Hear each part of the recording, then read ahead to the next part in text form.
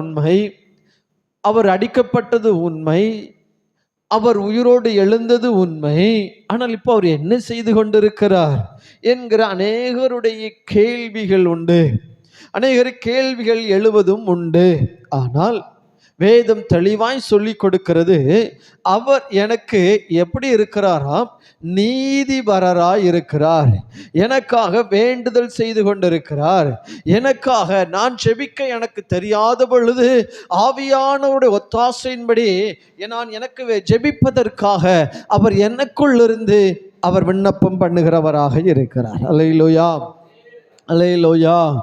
அப்போ இயேசு கிறிஸ்து இந்த உலகத்திலே ஜெபிப்பதற்கு, அவர் ஜெபிக்கிறது மாத்திரமல்ல, அவரோடு கூட இருக்கிறவர்களை ஜெபிப்பதற்கு என்ன செய்கிறார்? உற்சாகப்படுத்துகிறவராக இருந்தார். அல்லேலூயா. அப்போ ஒரு மனிதன் இயேசு கிறிஸ்துவினுடைய சாயலிலே நான் இணைக்கப்பட்டிருக்கிறேன் என்று சொல்லும் பொழுது என்னால் ஜெபிக்காமல் இருக்கவும் முடியாது. பக்கத்தில் பார்த்து சொல்லுங்க, கிறிஸ்துவின் சாயலில் இணைக்கப்பட்டிருக்கீங்களான்னு கேளுங்க. இணைக்கப்பட்டிருக்கீங்களா? ஆமாம். அதுக்கு என்ன சொன்னாங்க? ஒன்றும் சொல்லலை. இப்போ கேளுங்க, அதுக்கு பதில் என்ன சொல்றீங்க? நான் இப்போ உங்கள்கிட்ட கேட்டேனே, அதுக்கு நீங்கள் என்ன பதில் சொல்றீங்கன்னு கேளுங்க.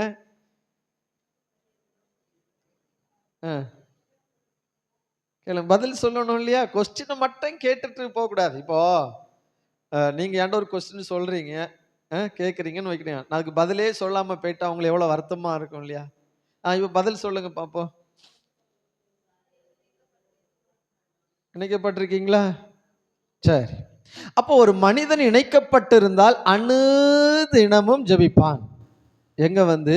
தேவனுடைய ஆலயத்தில் வந்து. முதல் நூற்றாண்டு சபை கிறிஸ்துவோடு இணைக்கப்பட்டிருந்தபடியினால அவர்கள் அனுதினமும் ஜெபித்தார்கள். அப்ப நான் ஒன்று புரிஞ்சுக்கணும், நான் இன்னும் கிறிஸ்துவின் சாயலில் இல்லை. ஏன் ஜெபிக்கல? ஒரு வாரத்தில் 1 மணி நேரமே என்னால் ஜெபிக்க முடியலன்னா நீ எப்படி கிறிஸ்துவோடு இருக்க முடியும்? ஏன்னா கிறிஸ்து, இயேசு கிறிஸ்து, அவர் எப்பொழுதும் பிதாவினிடத்தில் ஜெபித்துக் கொண்டே இருந்தார்.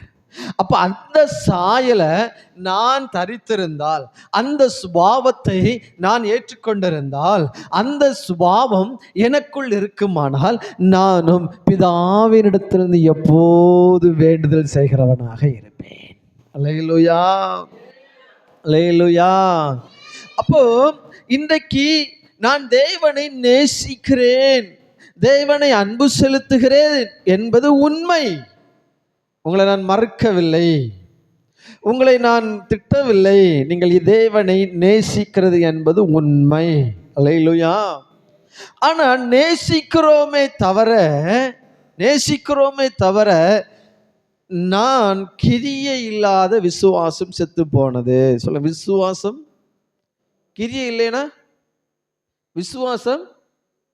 விசுவாசம் செத்து போனது. இன்னைக்கு அநேகருடைய வாழ்க்கையில விசுவாசம் இருக்கிறதே தவிர கிரியை இல்லை. கிரியை இல்லை என்று சொன்னால் உன்னிடத்தில் பக்தி என்பது இல்லை. அப்ப பக்தி இல்லை என்று சொன்னால் உன்னிடத்தில் சாட்சியும் இல்லை. எத்தனை நான் சொன்னது உங்களுக்கு புரிஞ்சுது? ஹலோ. அப்போ ஒரு மனிதனுடைய வாழ்க்கையில் இயேசு கிறிஸ்து தன்னுடைய வாழ்க்கையில ஜெபித்ததை போல மற்றவர்களை உற்சாகப்படுத்துகிறார். இப்போ நான் உங்களை உற்சாகப்படுத்துகிறேன், உபவாச ஜெபத்திற்கு வாருங்கள், உபவாசித்து ஜெபிப்போம் என்று சொல்லி பார்க்கிறேன், வரவில்லை. பெண்கள் கூடுகைக்கு வாருங்கள், பெண்கள் இணைந்து வாருங்கள் ஜெபிப்போம் என்று சொன்னால் பெண்களையும் காணவில்லை. பரவாயில்லை, ஆண்களாகிலும் வருகிறீர்கள், கொஞ்சம் பேராகிலும், அதற்காய் கர்த்தருக்கு நான் நன்றி செலுத்துகிறேன். அல்லேலூயா. இன்னைக்கு அநேகருக்கு மார்த்தாளை போல இருக்க வேண்டியவருங்க. மார்த்தாளுக்கு தான் என்ன கவலை தெரியுமா இருக்கும்? வீட்டு கவலை. அவள் தேவ சமூகத்தில் இருக்கிறாளோ இல்லையோ, ஆண்டவரே அவளையும் தேவ சமூகத்தை விட்டு ஒதுக்கி என்ன கூட வேலை செய்ய வச்சிருங்க ஆண்டவரே. அவளையும் இப்படிதான் ஒரு கூட்டம் இருக்கு. தேவ சமூகத்துக்கு போனோன்னு ஆசை, பாஸ்டர் அவ வரையில அதனால நானும் வரையல, அவங்க வந்திருந்தா நானும் வந்திருப்பேன். இது யாருக்கு வேலை? மார்த்தாளுக்கு வேலை. இன்னைக்கு நிறைய மார்த்தாள் தான் இருக்கிறார்கள், ஆனா சபைக்கு மரியாள் தான் தேவை. அல்லேலூயா. நல்ல பங்கு அவரிடத்துல தான் இருக்கிறது. அவருடைய பாதத்தில் அமர்ந்திருக்கிறது தான் நல்ல பங்கு. அல்லேலூயா. இன்னைக்கு சொத்து பிரிக்கும் போது கேட்பாங்க இல்லையா, பிள்ளைக்கு கேட்பாங்க, எனக்கு வறட்சியான பங்கு தந்திருக்காங்க, எனக்கு ஒண்ணுக்கும் உதவாத பங்கு தந்திருக்காங்க. அது யாருக்கு கிடைக்கும்னா, யாருக்கு கிடைக்கும்? மார்த்தாளுக்கு தான் கிடைக்கும். ஏன்? அது நல்ல பங்கு இல்லை. வறட்சியானது நல்ல பங்குன்னு சொல்ல முடியுமா?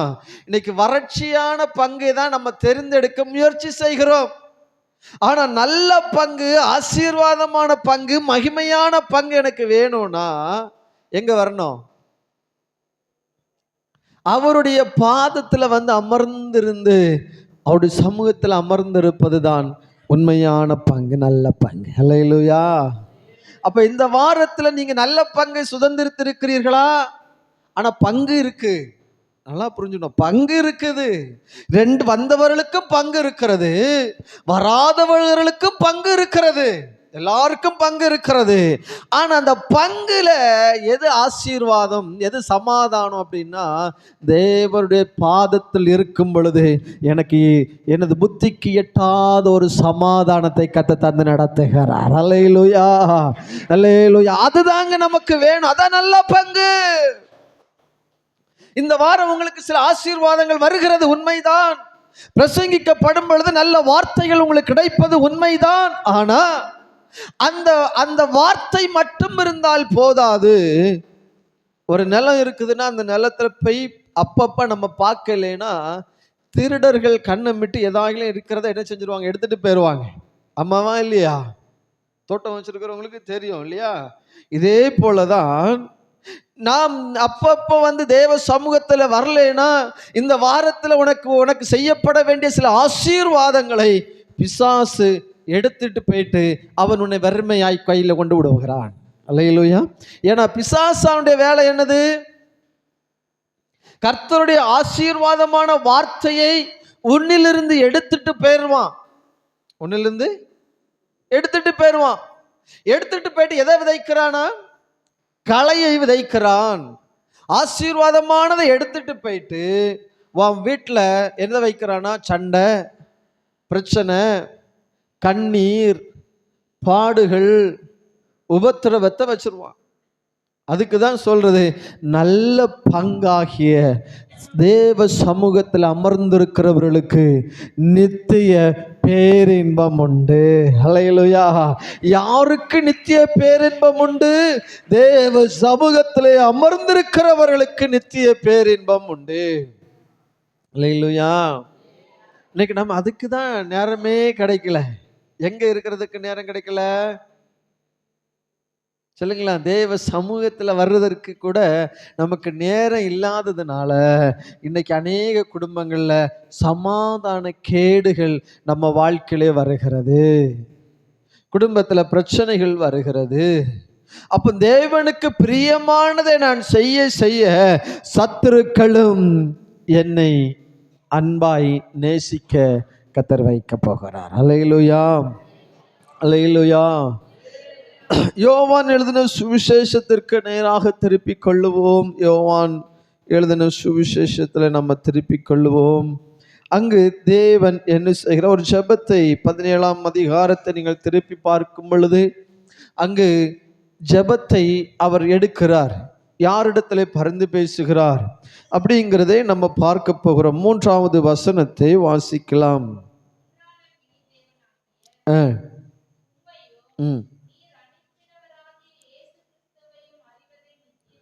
வேதம் தெளிவாய் சொல்லுகிறது, ஒன்றான மெய் தேவனாகிய உம்மையும் நீர் அனுப்பினவராகிய இயேசு கிறிஸ்துவையும் அறிவதே நித்திய ஜீவன். அல்லேலூயா. அப்ப இன்னைக்கு நீங்கள் அவரை அறிந்திருக்கிறீர்கள், அதனால உங்களுக்கு ஒரு நித்திய ஜீவனை உங்களுக்கு வைத்திருக்கிறார். அந்த நித்திய ஜீவன் என்று சொல்லும் பொழுது அது பரலோகத்தை குறிக்கிறது. அது எதை குறிக்கிறது? பரலோகத்தை குறிக்கிறது. நித்திய ஜீவன் என்று சொன்னால் உங்களை பரலோகத்தில் சேர்ப்பதற்காக அவர் உங்களுக்கு கொடுக்கப்படுகிற ஒரு ஆசீர்வாதம் தான் நித்திய ஜீவன். என்னது உங்களுக்கு கொடுக்கப்படுகிற ஒரு ஆசீர்வாதம் தான் நித்திய ஜீவன். நித்திய ஜீவன். அப்ப இன்னைக்கு நம்முடைய வாழ்க்கையில அந்த நித்திய ஜீவனை பாதுகாக்க வேண்டியவர் யார் அப்படின்னா, ஒன்று நான், இன்னொன்று கர்த்தர். சொல்லுங்க. இந்த இடத்துல ஞானஸ்தானம் எடுத்த எல்லா பிள்ளைகளுக்கு உள்ள ஒரு நம்பிக்கை உண்டு. நான் பரலோகம் போவேன் என்கிற ஒரு நிச்சயம். ஆமென். அல்லேலூயா. எல்லாருக்குள்ள அந்த நிச்சயம் இருக்குதா? இருக்கிறவங்க மட்டும் கை வைத்தவர் அல்லேலூயா, அல்லேலூயா. அப்போ அந்த நிச்சயத்தை அவர் என்ன செய்கிறாராம்? பாதுகாக்கிறார். அதுக்காக ஜெபிக்கிறார். ஆண்டவரே, என் தேசத்தில் இருக்கிற பிள்ளைகள், எனக்கு தந்தவைகள், என்னை விசுவாசிக்கிறவர்கள் அந்த நித்திய ஜீவனை இழந்து போகக்கூடாது என்பதில் அவர் கவனம் உள்ளவராக இருக்கிறார். அல்லேலூயா. வாசிக்கலாமா? 9 அதனுடைய அவர் எனக்கு என்ன செய்கிறார், எப்படி ஜெபிக்கிறாராம்? வாசிக்கலாம். வசனத்தை வாசிங்க. நான் அவர்களுக்காக வேண்டிக் கொள்வேன், நான் உலகத்திற்காக வேண்டிக் கொள்ளாமல் நீர் எனக்கு தந்தவர்களுக்காக வேண்டிக் கொள்ளுகிறேன். அப்ப இயேசு தேவன் இந்த நாட்களில் அவர் எதற்காக ஜெபிக்கிறார்? உலகத்திற்காக ஜெபிக்காமல், ஆண்டவரே பிதாவே, நீர் என்னிடத்தில் தந்தவைகளுக்காக நான் உம்மிடத்திலே நான் ஜெபிக்கிறேன். ஹல்லேலூயா. அப்போ ஒருவேளை இன்னைக்கு நான் உங்களை பார்த்து சொல்றேன், உங்களுக்காக இயேசு கிறிஸ்து ஜெபித்து கொண்டிருக்கிறார். ஹல்லேலூயா. ஆண்டவரே, இவர்களை நீர் எனக்காக தந்து, இவர்களை எனக்காக நீர் என்ன செஞ்சிருக்கிற, விசுவாசிக்க வைத்தீரே, நான் இவர்களுக்காக, நான் உங்களுக்காக ஜெபிக்கிறேன் என்று கர்த்தர் சொல்லுகிறார். அல்லேலூயா.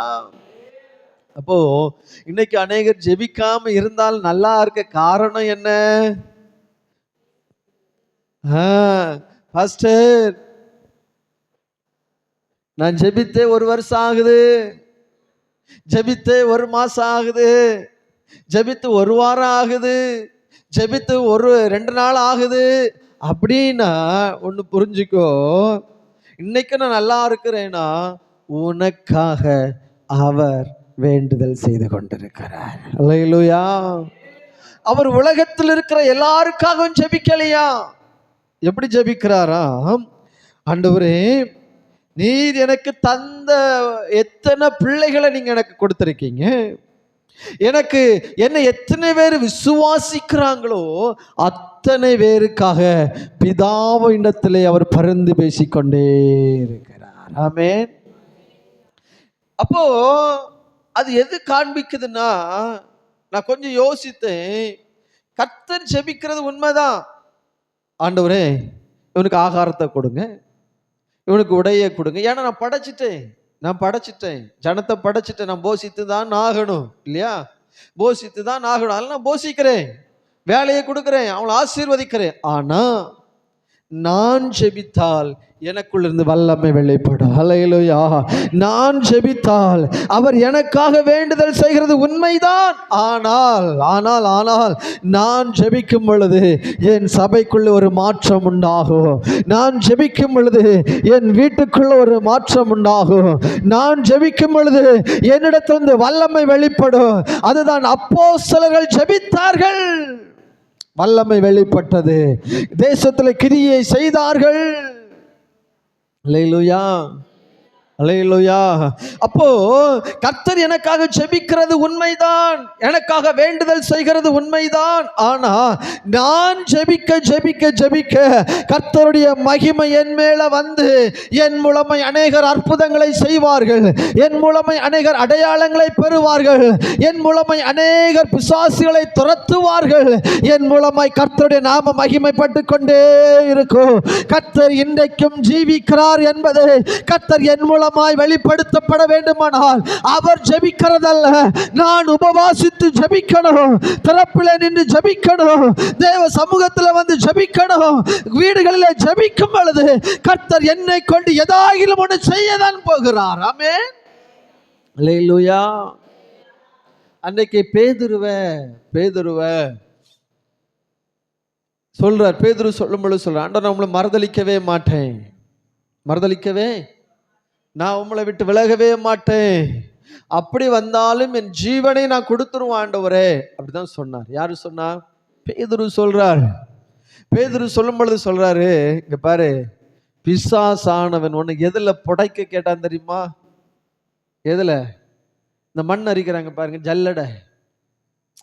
அதாவது அந்த ஜல்லடையில் நம்ம வீட்டுல மாவு அரைப்போம் பாருங்களேன், ஜல்லடை.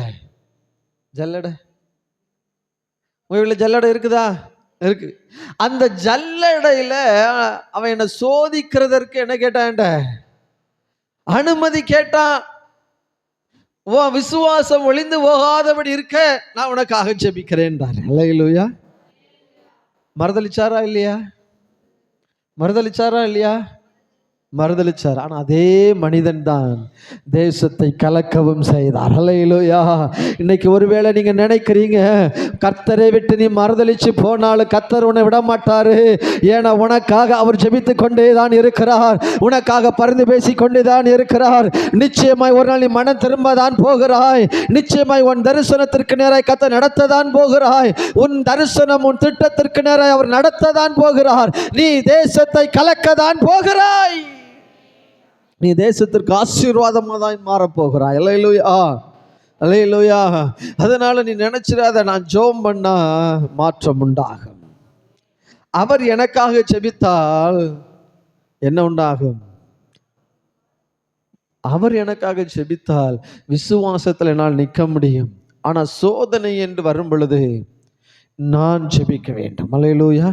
அதனாலதான் இயேசு கிறிஸ்து சொல்லும்போது சொல்றாருப்பா, சோதனை நேரம், நெருக்கத்தின் நேரம் எனக்காக 1 மணி நேரம் ஜெபிங்க. அல்லேலூயா.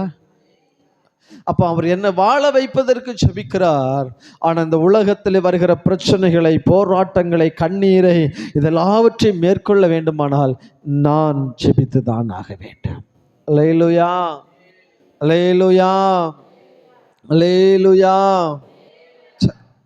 அடுத்தது நீங்க வாசிக்கும் பொழுது 14வது வசனத்தை வாசிங்க.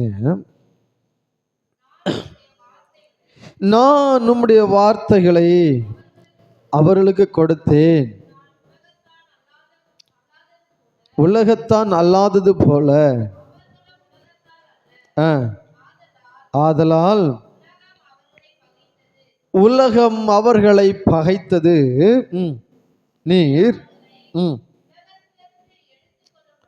நீர் அவர்களை உலகத்திலிருந்து எடுத்துக்கொள்ளும்படி நான் வேண்டிக் கொள்ளாமல். இப்ப அவர் ஜெபிக்கிறார். எப்படி ஜெபிக்கிறார்? ஆண்டவரே, தீமையிலிருந்து எடுத்துக்கொள். நம்ம அநேகர் நம்ம நினைக்கிறோம் என்னன்னா, செத்துட்டா கண்ணை மூடிட்டா நம்ம பிரச்சனையே முடிஞ்சிருச்சுப்பா, என்னத்துக்கு இந்த இடத்துல பெண்ணிட்டு இவ்வளவு வேதனைப்படணும், என் ஜீவனை எடுத்துட மாட்டாரா அப்படின்னு நம்ம நினைக்கிறதை போல கர்த்தரும் நினைக்கிறார். அல்லேலூயா. அவர் சொல்றார், ஆண்டவரே, இவங்களை எடுத்துக்கொள்றதுக்காக நான் ஜெபிக்கல, தீமையில் நின்று விடுதலை ஆக்கும்படி. அல்லேலூயா.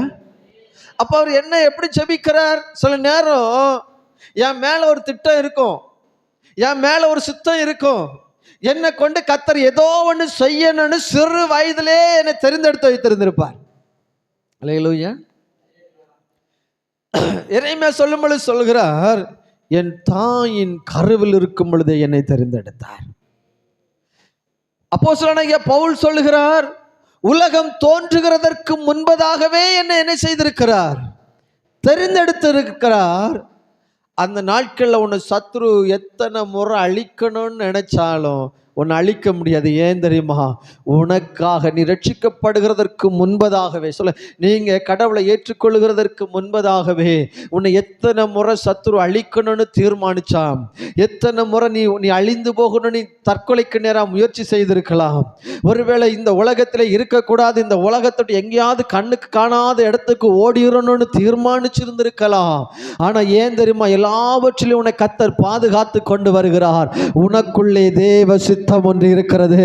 அதனால அந்த தீமையிலிருந்து ஒவ்வொரு நாளும் உன்னை பாதுகாத்து வருகிறார். நீ அழிந்து போக வேண்டியவன், நீ மறிக்க வேண்டிய ஒண்ணு இன்னைக்கும் தேவ திட்டம் உன்மேல் இருக்கிறபடியினாலதான் இன்னைக்கு கர்த்தர் உன்னை ஜீவனோடு வைத்திருக்கிறார். இப்ப யோசித்து பாருங்க. நான் சாக வேண்டுமானால் என்னைக்கோ செத்திருக்க வேண்டும். நான் அழிய வேண்டுமானால் என்னைக்கோ நான் அழிந்திருக்க வேண்டும். ஆனால் என் தெய்வம் இன்றைக்கும் என்னை ஜீவனோடு வைத்திருக்கிற ஒரு காரியம் இருக்கு. உன்னை கொண்டு கர்த்தர் ஏதோ ஒரு சித்தத்தை செய்யும்படி விரும்புகிறார். ஏதோ ஒரு திட்டத்தை செய்யும்படி கர்த்தர் விரும்புகிறார். என்ன செய்கிறார்? உங்களை கொண்டே, சொல்லுங்க, உங்களை கொண்டே. பக்கத்தில் நீங்க அழிந்து போக உங்களை தேவ சித்தம் ஒன்று இருக்கிறது. தேவ சித்தம் ஒன்று இருக்கிறது. சொல்லுங்க, நீங்க அழிந்து போகாதபடி இருக்க தேவ சித்தம் உங்களுக்குள் இருக்கிறது. ஏன்னா நீ தாயின் கருவில் இருக்கும் போதே அழிய வேண்டிய நீ, வாலிப வயதுல நீ அழிய வேண்டிய நீ, எத்தனையோ தருணங்களிலே உன்னை அழிய வேண்டிய நீ, இன்றைக்கும் கர்த்தர் உனக்கு ஒரு ஜீவனை கொடுத்து வைத்திருக்கிறார். ஆனால் உன் மேல ஒரு தேவனுடைய ஒரு திட்டம் உனக்குள்ளே இருக்கிறது என்பதை நாம் மறந்துவிடவே கூடாது. ஹல்லேலூயா, ஹல்லேலூயா. இன்னைக்கு யோசித்து பாருங்க. இன்னைக்கு நான் மரித்திருப்பேனே ஆனால், நான் மரித்த குழியில தென்னை மரத்தை வச்சு தேங்காய் பறிக்கிறதுக்கு வருஷம் ஆகிடுச்சு. ஆமென். அம்மாவா இல்லையா? ஆனாலும் இன்னைக்கு உன்னை பாதுகாக்கிறாரு தெரியுமா? ஏன் தெரியுமா? உன் மேல தேவ திட்டம் இருக்கிறது, உன் மேல தேவ சித்தம் இருக்கிறது. அதனால அவர் சொல்றாரு, என் ஜனம் மேல வர்றதுக்காக நான் செபிக்கல ஆண்டவரே, இவர்கள் தீமையில் இருந்து ரட்சித்துக் கொள்ள இவர்களுக்காக நான் வேண்டுதல் செய்கிறேன். அல்லேலூயா, அல்லேலூயா. இந்த தெய்வத்தை ஆராதிக்கிறதற்கு வருகிறதற்கு முன்னையே எத்தனையோ தீமைகள் உனக்கு வந்திருக்கலாம். அழிந்து போக ஒண்ணுதான் இன்னைக்கு ஜீவனோடு வைத்திருக்கிறார் என்பதை மறந்து போக கூடாது. அல்லேலூயா. அதனுடைய 11வது வசனத்தை ஒருவர் வாசிங்க.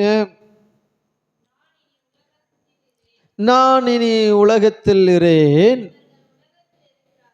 இவர்கள் உலகத்தில் இருக்கிறார்கள், நான் உம்மிடத்தில் வருகிறேன். நீர் எனக்கு தந்தவர்கள் நம்மை போல ஒன்றாயிருக்கும்படிக்கு நீர் அவர்களை உங்க நாமத்தினாலே காத்துக்கொள்ளும். யாருடைய நாமத்தினால? யாருடைய நாமத்தினால?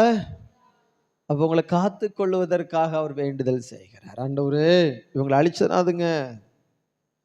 எத்தனையோ நேரம் பாவம் செய்யும் பொழுதெல்லாம் அழிக்கப்பட வேண்டிய நேரத்துல இயேசுவானவர் இல்லை, அழிச்சிடாதுங்க ஆண்டவரே, இவனுக்காக ரத்தம் சிந்தி இருக்கிறேன், இவனுக்காக காயப்பட்டு இருக்கிறேன், இந்த வியாதியில இவன் அழிந்து போக கூடாது, இந்த வியாதியில ஆண்டவரே நான் சுமந்திருக்கிறேன், இவனுடைய கண்ணீரை நான் சிலுவையில சுமந்து சந்தோஷத்தை கொடுக்கும்படி சுமந்திருந்திருக்கிறேன், இவனை அழிச்சிடாதுங்க என்று சொல்லி ஒவ்வொரு நாளும் நம்முடைய தெய்வம் வேண்டுதல் செய்து கொண்டே இருக்கிறார். அல்லேலூயா, அல்லேலூயா, அல்லேலூயா. அதனால்தான் இன்னைக்கு அநேக தேவ சித்தத்தை நம் மேல வச்சிருக்கிறார் என்பது, நான் அழிந்து போகாமல் நான் இன்றைக்கும் இருக்கிறேன், ஆனால் கர்த்தர் என் தேவ சித்தம் என் மேல் இருக்கிறது. எத்தனை நம்புறீங்க? எத்தனை பேர் நம்புறீங்க? தேவ சித்தம் என் மேல் இன்னும் இருக்கிறது. அதான் அழகா சொல்றாரு. இந்த உலகத்தானை போல நம்ம மாறக்கூடாது. அதனால்தான் அழகா பைபிள் சொல்லுச்சு, உலகத்தானா இருந்தா உலகம் உன்னை சிநேகிக்கும். அல்லேலூயா. நீ உலக மனுஷனை போல இருந்தா உன்னை உலகம் சிநேகிக்கும். இல்லையே உலகம் உன்னை பகைக்கிறதானால் இயேசு உன்னோடு கூட இருக்கிறார் என்ற அர்த்தம். அல்லேலூயா. ஏன்? ஏன்? ஏன்னா உலகம் உன்னை ஏன் பகைக்கும்னா, ஞாயிற்றுக்கிழமை கர்த்தரும் நீயும் ஒன்றோடு இருப்போமானால் நாம் பிரிவோமா? ஒன்றா இருக்கிறவங்களை பிரிச்சா நல்லா இருக்குமா? நல்லா இருக்காது. அப்போ உலகம் உன்னை, ஞாயிற்றுக்கிழமை ஆராதனை தான் எனக்கு முக்கியம்னு சொல்லும் பொழுது உலகம் உன்னை பகைக்கும். ஏப்பா கல்யாண வீடு, சொந்தக்கார வீடு, நீ வராம இருந்தா எப்படிப்பா? நீ சொல்வா, இல்ல ஞாயிற்றுக்கிழமை பைபிள் சொல்லுது, கர்த்தர் ஆராதிக்கணும்னு சொல்லுது, அதனால நான் ஆராதனை தான் எனக்கு முக்கியம்னு எந்த பிள்ளை சொல்லுதோ அந்த பிள்ளை தான், அந்த பிள்ளைக்கு வாழ்க்கையில தான் பிரச்சனை ஸ்டார்ட் ஆகும். அல்லேலூயா. ஏன்னா உலகம் உன்னை நிச்சயமாய் பகைக்கும். கல்யாண வீட்டுக்கு போகலைன்னா பகைப்பாங்களா, சந்தோஷப்படுவாங்களா? சொல்லுங்களா, பகைப்பாங்களா, சந்தோஷப்படுவாங்களா? பகைப்பாங்க. அப்ப ஞாயிற்றுக்கிழமை ஜாலியா இருக்கலாம் அப்படின்னு சொல்லும் பொழுது, இல்ல இல்ல எனக்கு கர்த்தரை தான் நான் ஆராதிக்க போனோம்ப்பா, அப்ப என்ன செய்வோம்? இன்னைக்கு அநேகர் என்ன செய்யறாங்கன்னா, ரெண்டு வரையும் சந்தோஷப்படுத்தி பாக்குறாங்க.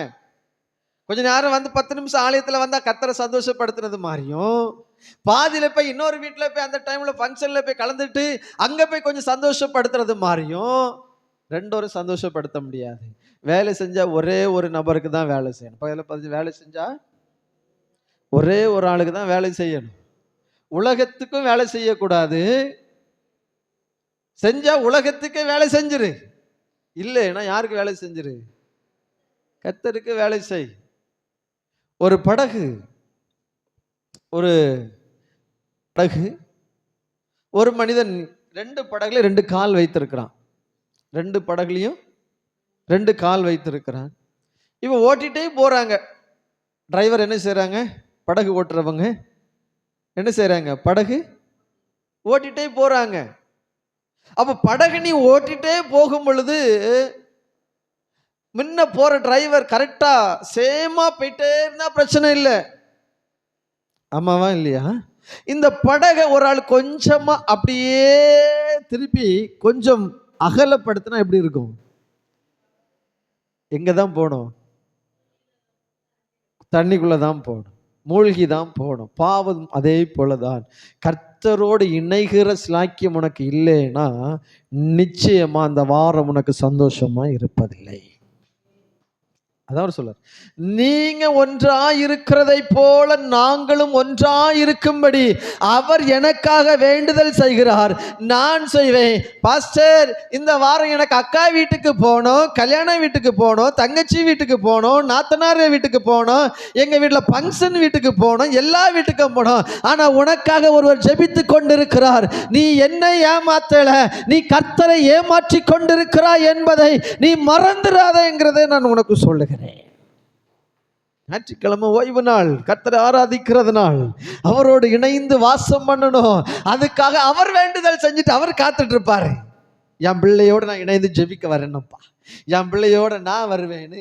நான் எங்க இருப்பேன்? உலகத்தானாக தான் இருப்பேன், உலக மக்களோட தான் நான் இருப்பேன்.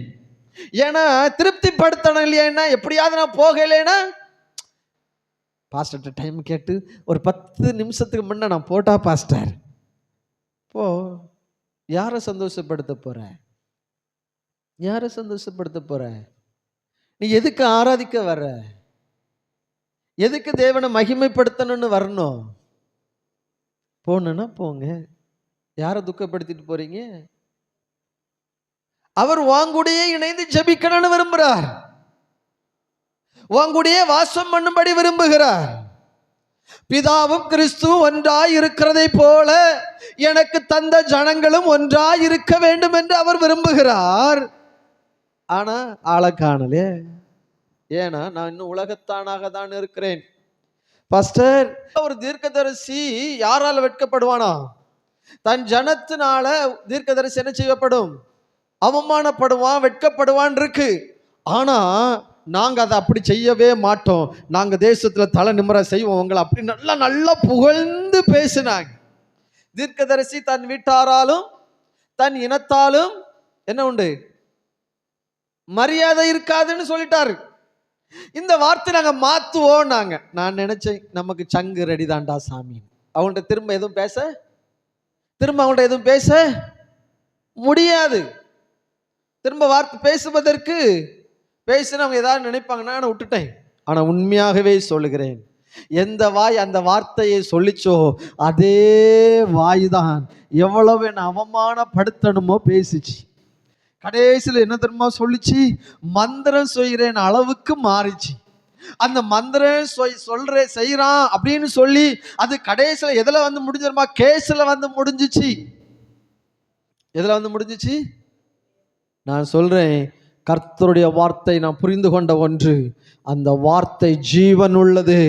அவர் சொன்ன தீர்க்க தரிசனம் அது நிறைவேறும். அவர் சொன்னதுதான் நடக்கும். அவர் சொல்லாதது ஒன்றும் நடப்பது இல்லை. ஆமென். எத்தனை பேருக்கு நான் புரிஞ்சுது உங்களுக்கு? உன்னை அப்படி மாத்திரலாம், உன்னை இப்படி மாத்திரலாம், அப்படி செஞ்சிடலாம். அதே வாய்தான் காவல் நிலையம் வரைக்கும் செல்வதற்கு காரணமாய் அமைந்தது. நான் அப்பதான் புரிஞ்சேன், இதில் இருக்கிற ஒவ்வொரு வார்த்தையும் ஜீவன் உள்ளது. ஒரு எழுத்தாகிலும் மாற்ற முடியாது, ஒரு உறுப்பாகிலும் ஒழியாது. மாத்தணும்னு நினைச்சவங்க தான் மாறி இருக்கிறார்களே தவிர யாரும் மாற முடியாது. அல்லேலூயா, அல்லேலூயா. அப்ப உலகம் உன்னை பகைக்கதான் செய்யும், யாரோடு இருக்கிறது வரையிலும். நீ கர்த்தரோடு இருக்கிறது வரையிலும் உலகம் பகைக்கும். ஏன்னா நீ இந்த உலகத்திற்கு உரியவன் அல்ல, நீ பரலோகத்திற்கு உரியவன். இன்னைக்கும் பண்ணிக்க முன்ன கிடக்கிறத போல முத்துக்களை போலதான் போட வேண்டியதா இருக்கு. ஆடா இருந்தா யாருடைய ஆடு? வெள்ளாடா கருப்பாடா? வெள்ளாடா. வெள்ளாடுனா கர்த்தருடைய வார்த்தைக்கு என்ன சொன்னாலும் தலையாட்டுறது தான் வெள்ளாடு. கருப்பாடுனா அது எதுவுமே சின்ன, நீ சொல்லு, நான் என்ன கேட்கறது? நான் ஓடதான் செய்வேன். ஓடதான் செய்வேன். பக்கத்து வேலைக்கு போகாதேனா போவதான் செய்வேன். நீ என்ன கேட்கறது? நான் என்ன கேட்கறது? ஏன் மெதுவா போப்பா, பரம இருக்கிற ஆடுகள் எல்லாம் வரட்டும்பா. அது என்ன நான் கேட்கறது? நான் தான் முன்ன போய் நிற்பேன். அது கருப்பாடு. அல்லேலூயா, அல்லேலூயா. இருக்கீங்களா? பக்கத்துல கேளுங்க, இருக்கிறீங்களான்னு கேளுங்க. எங்க? உலகத்திலேயா பரலோகத்துக்கா? பாஸ்டர், நான் ஞானஸ்தானம் எடுத்தா எப்படி இது? ஏன்னா உலகம் என்னை ஏற்றுக்கொள்ளாதே, சமுதாயம் என்னை ஏற்றுக்கொள்ளாதே, உலகம் என்னை அங்கீகரிக்காதே. நல்ல காரியத்துக்கு போக முடியாது, கெட்ட காரியத்துக்கு போக முடியாது. ஆனா நான் உலகத்தில் இருந்துட்டு கர்த்தாவே உம்மை ஆராதித்தானாச, உம்மை அப்பான்னு கூப்பிடவா, உம்மை அம்மானு கூப்பிடத்தானாச, உம்மை அம்மானு கூப்பிடவா, உம்மை அப்பானு கூப்பிடுவே, உம்மை அம்மானு. பிள்ளையா இருக்கணும்.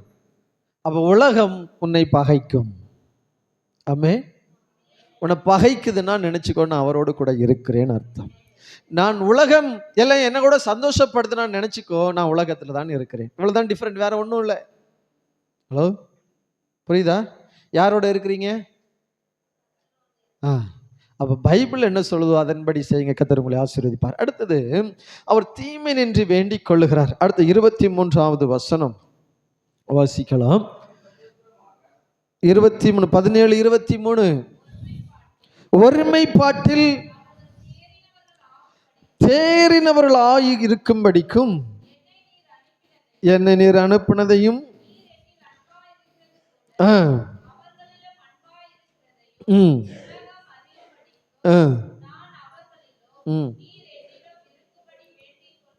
எப்படி வேண்டிக்கொள்ளும்? ஒருமைப்பாட்டில். எப்படியா? எதுல வேண்டிக் கொள்ளுகிறாரா? எதுல வேண்டிக் கொள்ளுகிறாரா? சொல்லுங்க. எப்படி இருக்கணுமா? அவரும் நானும் ஒன்றாய் இருக்கிறதை போல என் ஜனங்கள் ஒரு மனமாய் இருக்க வேண்டும் என்று வேண்டிக் கொள்ளுகிறார். அல்லேலூயா. அப்போ சபைக்குள்ள எங்கெல்லாம் ஒரு மனம் இருந்துச்சோ அங்கெல்லாம் அற்புதம் நடந்திருக்கிறது. அல்லேலூயா. எங்கெல்லாம் ஜெயம் இருந்திருக்கிறதோ, எங்கெல்லாம் ஒரு மனமாய் எல்லாரும் கூடி கர்த்தருடைய சமூகத்தில் வந்திருந்து ஒரு மனமாய் தேவனை நோக்கி யாரெல்லாம் பார்க்கிறார்களோ அவர்களுக்கு தான் அற்புதம், அவர்களுக்கு தான் அடையாளம், அவர்களை தான் கர்த்தர் கருத்து பயன்படுத்த முடியும். அவர் ஒருமைப்பாட்டில் இருக்க வேண்டும் என்று கர்த்தர் விரும்புகிறார். எல்லாரும் சபையில ஒரே மனம், ஒரே சிந்தை, ஒரே வைராக்கியத்தோட அன்னைக்கு 120 பேர் கூடியிருந்த ஒரு கூட்டத்தை தான் கர்த்தர் பயன்படுத்தினார். இன்றைக்கும் அந்த ஒரு மனதின் ஆவி தேசத்திலே அன்னைக்கு ஒரு அசைவை கொண்டு வந்தது. அந்த அசைவு 2026 வரைக்கும் அந்த அசைவு இன்றைக்கும் இருக்குமானால், கர்த்தர் ஒரு மனமாய் எந்த சபை கூடி ஜெபிக்கிறதோ, ஒரே மனமாய் எந்த சபை ஆராதிக்கிறதோ, ஒரே மனமாய் யாரெல்லாம் ஒன்றிணைந்து ஜெபிக்கிறார்களோ அவர்களை தேசம் ஒரு அசைவை நம் மூலமாய் கர்த்தர் ஏற்படுத்துவார். அல்லேலூயா. அப்படியானால் அன்பு பிள்ளைகளுக்கு நான் சொல்றேன், ஒரு மனதை காத்துக்கொள்ள வேண்டும். பக்கத்தில் பார்த்து சொல்ல, ஒரு மனதை. ஏன்னா பிதா கிறிஸ்து அவருடைய பிள்ளை. சொல்ல, பிதா குமாரன் நான். சொல்லுங்க, பிதா குமாரன் பரிசுத்த ஆவியானவர் நான். இந்த 4 பேருக்குள்ள என்ன இருக்கணும்? ஒரு மன ஐக்கியம் இருக்கணும். அதே போல ஆவி, ஆத்மா, சரீரம், நானும் என் குடும்பமும் என் பிள்ளைகளும். சொல்லுங்க, நானும் என் குடும்பமும் என் பிள்ளைகளும் எல்லாருக்குள்ளே ஒரே மனதை காத்து கொள்ள வேண்டும் என்று கர்த்தர் நமக்காக ஜெபிக்கிறார். ஆனா நான் இங்க என்ன செஞ்சேன்? அடி வச்சுட்டு இருக்கிறேன். ஒரு மனம் இல்லை, ஒற்றுமை இல்லை. எப்ப பார்த்தாலும் இந்த பாஸ்டர் ஜெபன்னு சொல்றாரு, ஞாயிற்றுக்கிழமை வந்தா திட்டுறாரு, இவருக்கு வேற வேலை இல்லை, வேற சோழி இல்லை, அதனால இவர் எப்ப பார்த்தாலும் ஜபன் வச்சுட்டே இருப்பாரு. நானும் இவருக்கு பரமாண்டு போகணுமான. ஹலோ, ஒரு மனம் இல்ல. திங்கட்கிழமை வந்து ஜெபிக்க இல்லைன்னா ஒரு மனம் இல்ல. ஒரு மனம், கர்த்தரோட ஒரு மனம் இருந்தா ஜெபம் தானா வந்திருக்கும். நல்ல பங்கு. ஆமென். வந்திருக்குமா இல்லையா? வந்திருக்கும். ஏன் வரல? ஒரு மனம் இல்லை. யாரோட ஒரு மனம் இல்லை? கர்த்தரோட ஒரு மனம் இல்லை. கர்த்தரோட ஒரு மனம் இருந்தா, கர்த்தரோட ஐக்கியம் இருந்தா கர்த்தர் என்ன செஞ்சிருப்பாரு? ஜெபிக்க கொண்டு வந்திருப்பார் இல்லையா? யாருக்கெல்லாம் மறந்து போச்சு? அல்லேலூயா. உணர்வை தருகிறது யாருதான்? அவரே தான். சரி, முடிக்க விரும்புகிறேன். கொலோசியர் 2ஆம் அதிகாரம் கொலோசியருக்கு திருப்பிக் கொள்ளுங்க. கொலோசியர் 2, கொலோசியர் 2:6 வரைக்கும் வாசிங்க. ஆகையால் நீங்கள் இயேசு கிறிஸ்துவை ஏற்றுக்கொண்டபடியே அவர்களுக்குள் வேர் கொண்டவர்களாகவும் அவர் மேல் கட்டப்பட்டவர்களாகவும் அவருக்குள் நடந்து கொண்டு நீங்கள் போதிக்கப்பட்டபடியே விசுவாசத்தில் உறுதிப்பட்டு அதில் ஸ்தோத்திரத்தோடு அதில் பெருகுவீர்களாக. லௌகீக ஞானத்தினாலும் மாயமான தந்திரத்தினாலும் எச்சரிக்கையாயிருங்கள். அது மனுஷர்களின் பாரம்பரிய நியாயத்தையும் உலக வழிபாடுகளையும் பற்றினதே அல்லாமல் கிறிஸ்துவை பற்றினதல்ல. பைபிள் தெளிவாய் நமக்கு சொல்லிக் கொடுக்கிறது. நீங்கள் போதிக்கப்பட்டபடியே விசுவாசத்தில் உறுதிப்பட்டு ஸ்தோத்திரத்தோடு அதிலே பெருகுவீர்களாக. அப்ப கேள்விப்பட்ட வசனத்தில் நீங்கள் பெருகணும். கேள்விப்பட்ட வசனத்தில் விசுவாசிக்கணும். அதிலே ஸ்தோத்திரத்தோடு ஒவ்வொரு நாளும் பெருகணும். ஆனா இன்னைக்கு நமக்குள்ள என்ன வந்திருக்கிறது? லௌலீக ஞானம், சந்தோஷம், என்ஜாய்மெண்ட். கர்த்தர் என்ஜாய்மெண்ட் பண்ண சொல்றாரு இல்ல, லௌலீக ஞானம். இப்படி பண்ண அப்படி பெறலாமா, இப்படி பண்ண அப்படி பெறலாமா, இப்படி பண்ண அப்படி பெறலாமா, இப்படி செஞ்சா அப்படி பெறலாமா, இப்படி பண்ண ஏதேதோ ஞானங்களை நம்மளா உருவாக்கி கொள்ளக்கூடாது. பைபிள் என்ன சொல்லுதோ அதுதான் செய்ய வேண்டும். அல்லேலூயா, அல்லேலூயா, அல்லேலூயா. அடுத்த அழகாய் சொல்லுகிறது, ஒருவனும் உங்களை கொள்ளை கொண்டு போகாதபடி எச்சரிக்கையாயிருங்கள். ஒருவனும் உங்களை வஞ்சிக்காதபடி எச்சரிக்கையாயிருங்கள். பிசாசானவன் மனிதர்கள் மூலமாய் நம்மளை வஞ்சித்து விடுகிறான். அதுல கவனமா இருங்க. அது மனுஷர்களின் பாரம்பரியம், மனுஷர்களின் பாரம்பரிய நியாயத்தையும். பாரம்பரியம் இருக்கா? ஹலோ, பாரம்பரியம் இருக்கா? நம்மள்ட்ட பாரம்பரியம் இருக்கா? எங்க அப்பா இதெல்லாம் செஞ்சாங்க, நானும் இதை செய்யணும். எங்க அப்பா இதெல்லாம் முன்னோர்கள் இதெல்லாம் செஞ்சாங்க, அதெல்லாம் நானும் பண்ணணும். அதுக்கு பேர் தான் என்னது? செல்லத்துக்கு அப்படியே கொஞ்சமா அப்படி ஜன்னல் வழியா வெளியில போட்டீங்கன்னா கொஞ்சம் நல்லா இருக்கும். சரி, இப்போ பாரம்பரியம் எனக்குள்ள இருக்குதா? ஏன் விடுதலை ஆகல? பாரம்பரியம் இன்னும் எனக்குள் இருக்கிறது. சொல்ல, பாரம்பரியம் இருக்கிறது. போட்டாவுக்கு ஆரம் போடுறது இருக்கா? இன்னும் இருக்குதா இல்லையா? இறந்து போனவங்களுக்கு ஆரம் போடுறது. ஏன் ஆரம் போடுறீங்க? நான் ஒன்னைக்கு யோசிக்கிறேன், நான் கொஞ்சம் யோசிக்கிறேன், தப்பா நினைக்க. நான் அப்பவே சொன்னேன் உங்கள்கிட்ட, அதை அப்படியே தூக்கி அப்படியே உள்ள போட்டுட்டா கரெக்டா ஒரே நாள் முடிஞ்சிடும், தொந்தரவே இருக்காது. இப்போ நான் என்ன கேட்கிறேன், இறந்தவர். ஹலோ, இருக்கீங்களா? இருக்கீங்களா? இங்க தானே இருக்கீங்க. அப்போ ஏன் செய்யறோம்? எங்க முற்பதாக்கள் எல்லாம் இதை செஞ்சார்கள், அதான் பாரம்பரியம். நாங்கள் எங்களுடைய தாத்தா வழிகள், தாத்தா பாட்டி சித்தப்பா எல்லாம் இதை செஞ்சாங்க, அதனால நானும் செய்யணும். அதுக்கு பேர் தான் என்னது? பாரம்பரியம். அதை